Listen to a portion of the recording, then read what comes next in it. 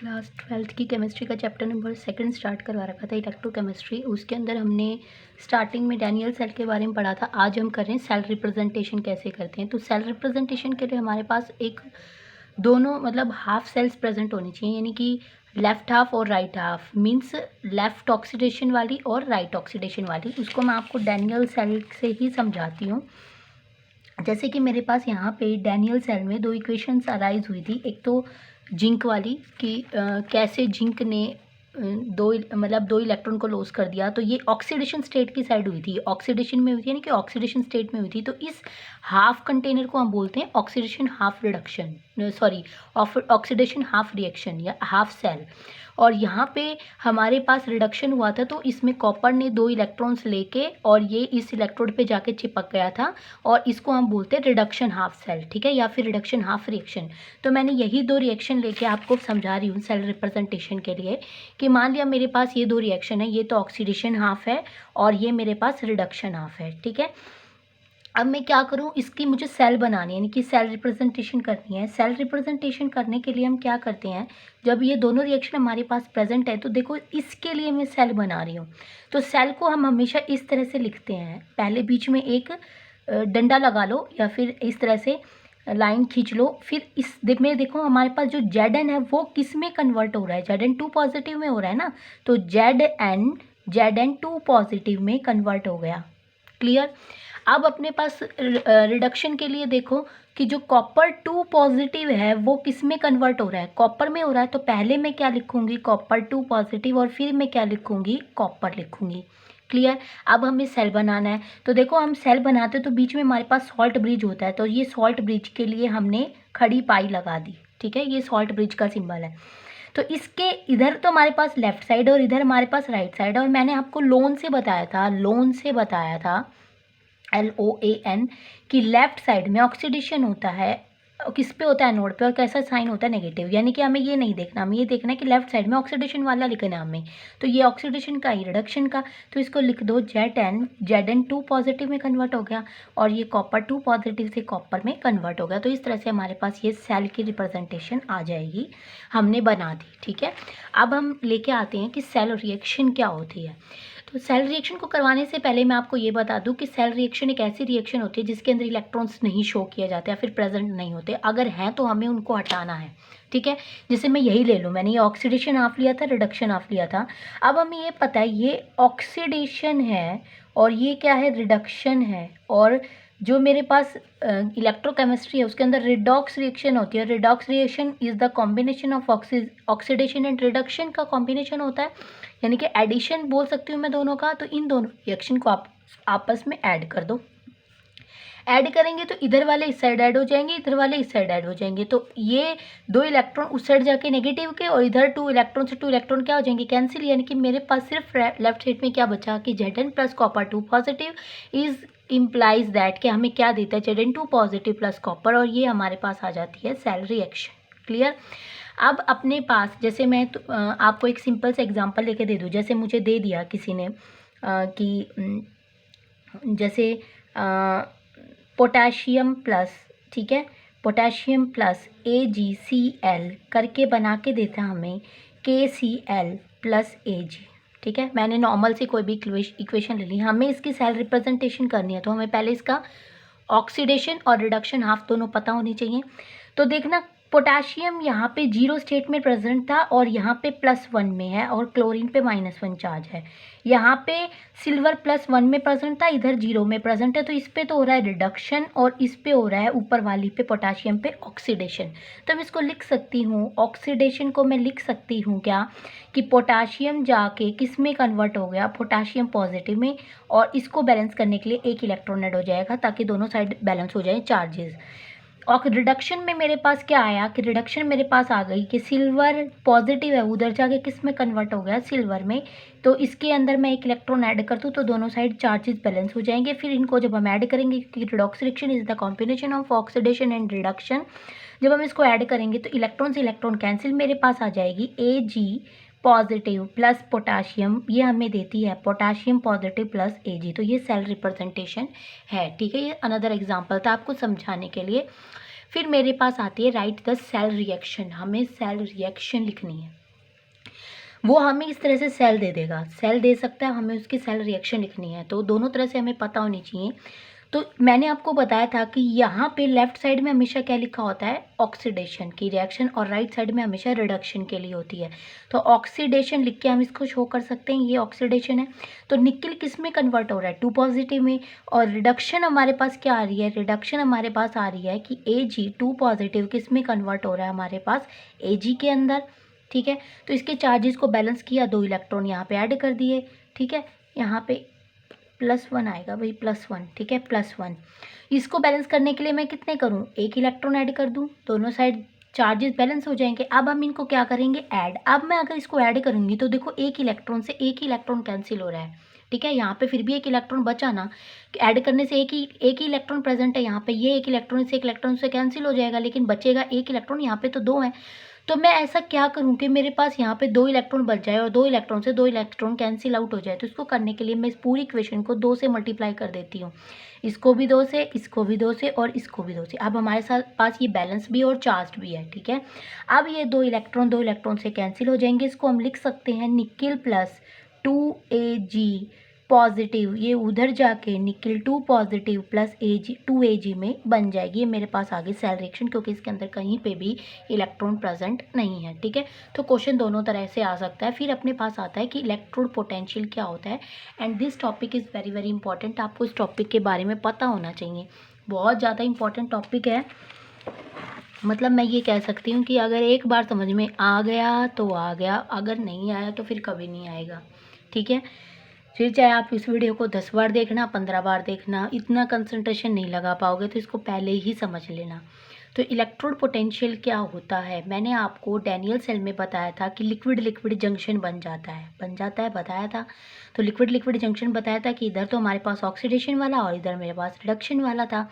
अगर मैं यहाँ पे कोई भी सेमी परमिएबल मेम्ब्रेन सी लगा दूँ, ठीक है, तो वहाँ पे इधर पॉजिटिव चार्ज इंड्यूस हो जाएंगे, इधर नेगेटिव, और ये जंक्शन बन जाएगा क्या, जंक्शन मतलब पोटेंशियल रिडक्शन, मतलब यहाँ पे जंक्शन बन जाएगा जंक्शन पोटेंशियल, यानी कि यहाँ का जो पोटेंशियल होगा वो सॉल्ट ब्रिज के अंदर से जो इलेक्ट्रिसिटी पास हो रही थी उसकी वजह से जो पोटेंशियल डिफरेंस क्रिएट हो रहा था उसको क्या कर देगा, इलेक्ट्रोड पोटेंशियल जो क्रिएट हो रहा था उसको कैंसिल आउट।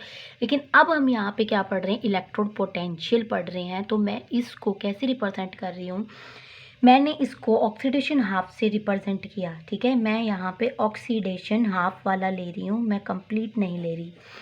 मैंने इस बिकर ले लिया, बिकर में मैंने बताया था जिस भी मेटल के हम रोड लेते हैं उसी का हम क्या लेते हैं, सॉल्यूशन। ठीक है, तो मैंने यहाँ पे मेटल एम रोड ले ली और उसका मैंने एम ही सॉल्यूशन ले लिया। ठीक है, अब मैंने आपको बताया था ऑक्सीडेशन के केस में जो इलेक्ट्रोड होती है वो रिड्यूस हो जाती है, यानी कि घिसना स्टार्ट हो जाती है। तो इसके अंदर से पॉजिटिव चार्ज तो इसमें आ जाएंगे सारे, मान लिया M positive M positive M positive इसमें रह जाएंगे, और सारे इलेक्ट्रॉन इस इलेक्ट्रोड के अंदर जाके चिपक जाएंगे, मतलब इस इलेक्ट्रोड में जाके फिलअप हो जाएंगे। यही हमने डैनियल सेल में पढ़ा था।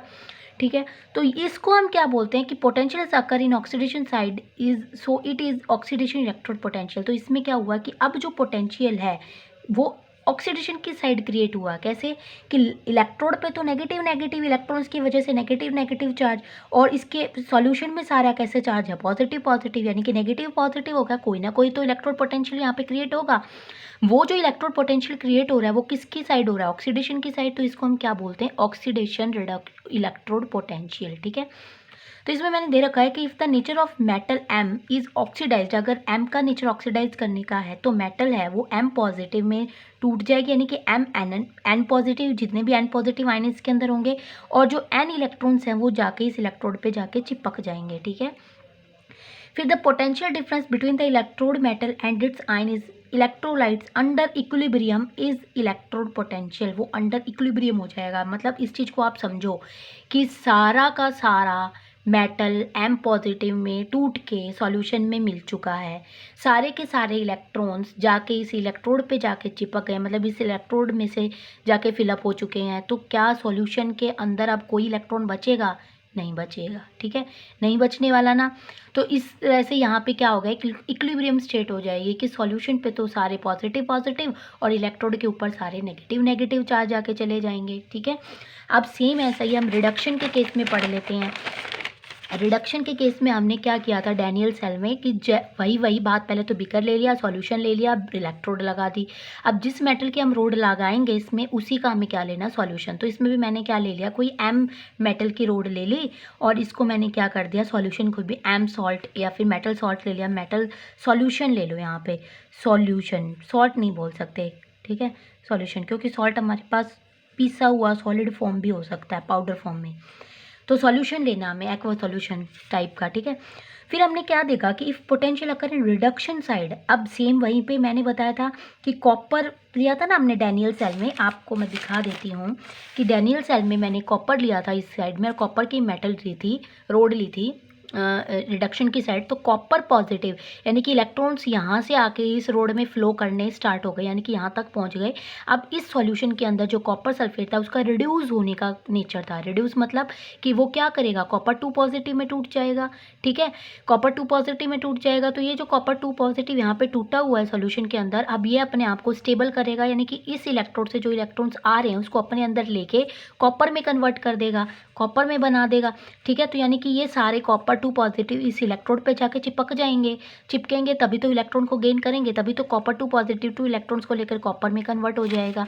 तो सेम ऐसे ही हमारे पास अगर सारे कॉपर पॉजिटिव यानी कि सारे Mn पॉजिटिव वाले चार्जेस इस इलेक्ट्रोड पे जाके चिपक गए तो इस इलेक्ट्रोड पे तो कैसा चार्ज आ जाएगा, पॉजिटिव, और सल्फेट आयंस पीछे रह जाएंगे सॉल्यूशन में। सल्फेट आयंस पे नेगेटिव चार्ज होता है जिसकी वजह से सॉल्यूशन में सिर्फ और सिर्फ क्या बच गया, नेगेटिव चार्ज। अब इलेक्ट्रोड पे पॉजिटिव चार्ज, बाहर सॉल्यूशन में नेगेटिव चार्ज, फिर से इलेक्ट्रोड पोटेंशियल क्रिएट हो गया। और वो किस साइड क्रिएट हुआ है, रिडक्शन की साइड। तो इसको हम क्या बोलते हैं, reduction electrode potential, clear. And it potential is called, and this potential is called reduction electrode potential, clear। अब अपने पास एक नोट आता है, क्या आता है कि always oxidation potential is negative. क्या हमेशा ऑक्सीडेशन पोटेंशियल है वो नेगेटिव होगा, क्यों भाई, वो आप ये बात आप सोच सकते हो कि होगा क्यों, क्योंकि आपने देखा कि इलेक्ट्रोड पे सारे नेगेटिव चार्ज हैं, तो इसका मतलब तो ये यहाँ पे इलेक्ट्रोड पे तो सारे नेगेटिव चार्ज हैं, तो इसका मतलब तो ऑक्सीडेशन पोटेंशियल नेगेटिव होना चाहिए। आपके दिमाग में तो यही बात आएगी। और आपके दिमाग में फिर दूसरी बात क्या आएगी, अगर यहाँ पे इलेक्ट्रोड पे सारे पॉजिटिव चार्ज हैं तो इसका मतलब तो रिडक्शन पोटेंशियल कैसा होना चाहिए, पॉजिटिव होना चाहिए। लेकिन ऐसा कभी भी नहीं होता, ये कभी भी ऐसा नहीं है कि ज़रूरी कि सारे ऑक्सीडेशन पोटेंशियल नेगेटिव हो और हमेशा ही रिडक्शन पोटेंशियल पॉजिटिव हो, ठीक है, ये चीज़ गलत है। तो यहाँ पे मैंने एक नोट बना के लिखा कि ये चीज़ गलत है, ठीक है। अब हमारे पास आते हैं ऐसे कौन कौन से फैक्टर्स हैं जो इलेक्ट्रोड पोटेंशियल को अफेक्ट करते हैं। तो सबसे पहले अपने पास आता है nature of metal and it's ion, ठीक है। सबसे पहले मेटल का नेचर और उसकी आयंस। अब आपको पता है जितनी रिएक्टिव मेटल्स होगी आयंस उतनी ही जल्दी उसके अंदर से डिसोसिएट होंगे। फिर दूसरी आती है कंसंट्रेशन ऑफ आयन। आयन की कंसंट्रेशन कितनी है वो हम नॉन स्टिक फिश में पढ़ेंगे। टेम्परेचर की, टेम्परेचर हम रूम टेम्परेचर ले रहे हैं हाई या रूम टेम्परेचर से ज़्यादा ले रहे हैं तो वो कैसे इसके ऊपर इफेक्ट करेगा। तो ये चीज़ें हम नॉन स्टिक फिश में पढ़ेंगे। बस यहाँ पे फैक्टर्स अफेक्टिंग पूछ रखे थे तो वो हमने आपको बता दिए। आपकी एनसीईआरटी की बुक में ऐसे ही है, पहले फैक्टर्स अफेक्टिंग पूछ रखे हैं और उसका पूरा डिस्कशन नॉन स्टिक क्वेश्चन में कर रखा है। और यहाँ पे अगर मैं नॉन स्टिक क्वेश्चन बताने लग गई तो नॉन स्टिक क्वेश्चन बहुत बड़ी है, उसको समझाने में टाइम लगेगा, तो उसको हम अगले वीडियो के अंदर क्लियर करेंगे। तो ये फैक्टर्स भी वहीं पर डिस्कस करेंगे। अभी जस्ट ये समझ लो कि ये फैक्टर्स थे। तो अब अपने पास आता है कि स्टैंडर्ड इलेक्ट्रोड पोटेंशियल कंडीशंस क्या क्या हैं, यानी कि अगर हमें स्टैंडर्ड इलेक्ट्रोड कंडीशन चाहिए तो वो क्या क्या होंगे। यानी कि मैं यहाँ पे स्टैंडर्ड इलेक्ट्रोड कंडीशंस पढ़ रही हूँ। जो स्टैंडर्ड कंडीशंस हैं उसके अंदर जो हमने फैक्टर्स देखे थे ना जो इलेक्ट्रोड पोटेंशियल को इफेक्ट कर रहे हैं, यानी कि इलेक्ट्रोड पोटेंशियल को हम सिंपल ई सेल से रिप्रेजेंट करते हैं, ठीक है। लेकिन स्टैंडर्ड इलेक्ट्रोड पोटेंशियल को हम ई नॉट लग जाएगा ऊपर। नॉट जो है वो रिप्रेजेंट करता है कि ये जो इलेक्ट्रोड पोटेंशियल है वो कैसा है, स्टैंडर्ड है, ठीक है। तो स्टैंडर्ड आने के लिए तो इसमें तो हमारे पास क्या था, अगर नॉर्मल मैं इलेक्ट्रोड पोटेंशियल ले रही हूँ तो उसके अंदर नेचर ऑफ मेटल अलग हो सकता है, अलग अलग मेटल ले सकते हैं हम। कंसंट्रेशन आयंस की वो अलग हो सकती है, किसी के अंदर 1 मोलर हो सकता है, किसी में 2, किसी में 3। टेम्परेचर हाई हो सकता है, लो हो सकता है, तो ये चीज़ें हो सकती हैं। लेकिन अगर स्टैंडर्ड अगर वर्ड लग गया ना तो सारी चीज़ें यही तीनों फैक्टर क्या हो जाएंगे, फिक्स हो जाएंगे। यानी कि कंसंट्रेशन होगी उस मेटल की क्या होनी चाहिए, वो 1, मोलर जो सॉल्यूशन की होगी वो 1 मोलर। प्रेशर जो हम उसके ऊपर अप्लाई करेंगे वो भी 1 एटमॉस्फेयर लिखेंगे या फिर हम 1 बार लिखेंगे। टेम्परेचर जो हम लिखेंगे वो 25 डिग्री सेल्सियस, कैल्विन में होगा 298 कैल्विन। ये फिक्स हो जाएंगे, जो कंडीशंस है ना, जो फैक्टर्स उसको अफेक्ट कर रहे थे वो स्टैंडर्ड इलेक्ट्रोड पोटेंशियल में फिक्स हो जाएंगे। अब अपने पास यहाँ पे ना एक एग्जाम्पल आता है, क्या, जो ऑक्सीडेशन जब होता है तो मेटल हमेशा इलेक्ट्रॉन्स को लूज करती है, ठीक है, यानी कि उसने इलेक्ट्रॉन्स को लूज करके एन पॉजिटिव चार्ज गेन कर लिया। और चार्जेस को दोनों साइड बैलेंस करने के लिए, यानी कि यहाँ पे मेटल के ऊपर 0 चार्ज है, इधर एन पॉजिटिव चार्ज है, तो यानी कि मुझे यहाँ पे भी 0 चार्ज बैलेंस करना है ना, तो मैं इतने ही इलेक्ट्रॉन्स उसके अंदर ऐड कर दूंगी, ठीक है। तो इसको मैं कैसे लिखती हूँ कि देखो एम जो है वो एम एन पॉजिटिव में कन्वर्ट हो गया, तो इलेक्ट्रोड पोटेंशियल एम जो है वो एम एन पॉजिटिव में कन्वर्ट हो गया। इसको हम बोलते हैं ऑक्सीडेशन पोटेंशियल। अगर मैं स्टैंडर्ड लूँगी तो नोटिफिकेशन तो सेम यही आएगी, बस उसके ऊपर एक नोट लग जाएगा, क्या, कि इसके अंदर तो हम कोई भी कंसंट्रेशन, कोई भी टेम्परेचर, कोई भी प्रेशर ले रहे हैं, लेकिन स्टैंडर्ड में आते ही ये तीनों चीज़ें फिक्स हो जाएंगी जो अभी अभी हमने आपको ऊपर बताई हैं, ठीक है। तो उसके अंदर जो इलेक्ट्रोड पोटेंशियल होगा वो उसके ऊपर भी क्या लग जाएगा, नॉट। और रिएक्शन को रिप्रेजेंट करना सेम वही, कि मेटल किस में जा रहा है, Mn2 पॉजिटिव में, यानी कि Mn2 पॉजिटिव में, तो पहले मेटल फिर Mn2 पॉजिटिव, Mn पॉजिटिव में जा रहा है तो ये Mn पॉजिटिव में बाद में जा रहा है तो ये बाद में लिखेंगे। इसको हम बोलते हैं स्टैंडर्ड ऑक्सीडेशन पोटेंशियल, क्योंकि हमने ऑक्सीडेशन रिएक्शन के बारे में पढ़ा है। फिर अपने पास रिडक्शन का आता है, सेम ऐसे कि हमने पढ़ा है रिडक्शन में जो मेटल होती है वो इलेक्ट्रॉन्स को गेन करके नॉर्मल मेटल में कन्वर्ट हो जाती है, ठीक है। तो इसमें देखो Mn पॉजिटिव Mn M में गया है, तो Mn पॉजिटिव M में गया है, तो ये नॉर्मल इलेक्ट्रोड पोटेंशियल, और स्टैंडर्ड ले लेंगे तो ई नॉट लग जाएगा, और ये हम रिडक्शन का पढ़ रहे हैं तो ये आ जाएगा स्टैंडर्ड रिडक्शन पोटेंशियल। क्लियर। अब यहाँ पे क्या बात है, देखो इस चीज़ को आप ध्यान से पढ़ना। इफ़ Zn यानी कि जिंक मेटल को के ऊपर अगर मैं ऑक्सीडेशन करवाऊँ तो वो 2 इलेक्ट्रॉन्स को लॉस करके 2 पॉजिटिव चार्ज को गेन कर लेगी। उसकी इलेक्ट्रोड पोटेंशियल को हम इस तरह से शो करते हैं, ठीक है।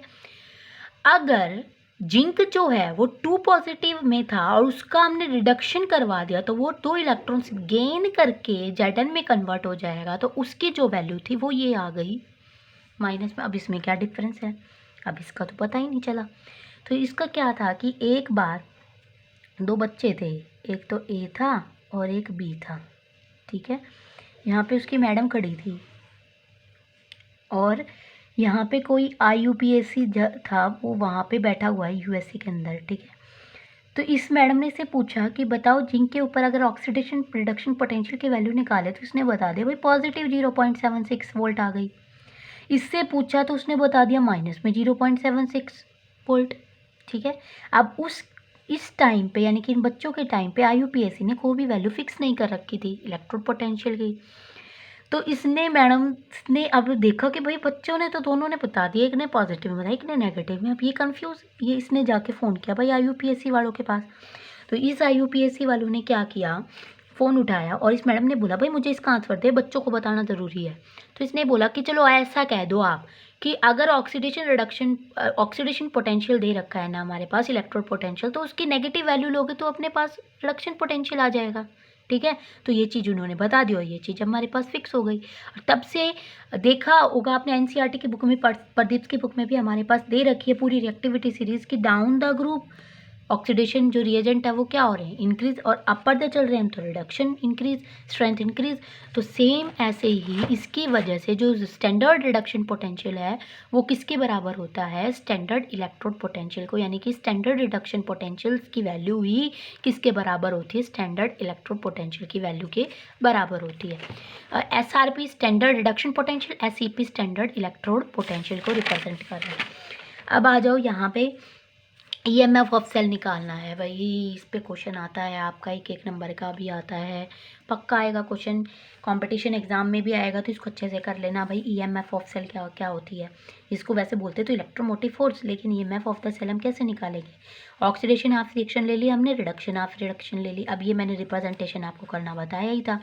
तो इसका जो फॉर्मूला होता है ना, लास्ट में अपने पास ये आ जाओ कि ये होता है, यानी कि राइट माइनस में लेफ्ट में बोल सकते हो, रिडक्शन माइनस में ऑक्सीडेशन, यानी कि रिडक्शन इलेक्ट्रोड पोटेंशियल माइनस में रिडक्शन ऑक्सीडेशन इलेक्ट्रोड पोटेंशियल की वैल्यू को घटा देंगे, जो आंसर आएगा वो अपने पास क्या आ जाएगा, इलेक्ट्रोड पोटेंशियल सेल, यानी कि EMF ऑफ द सेल।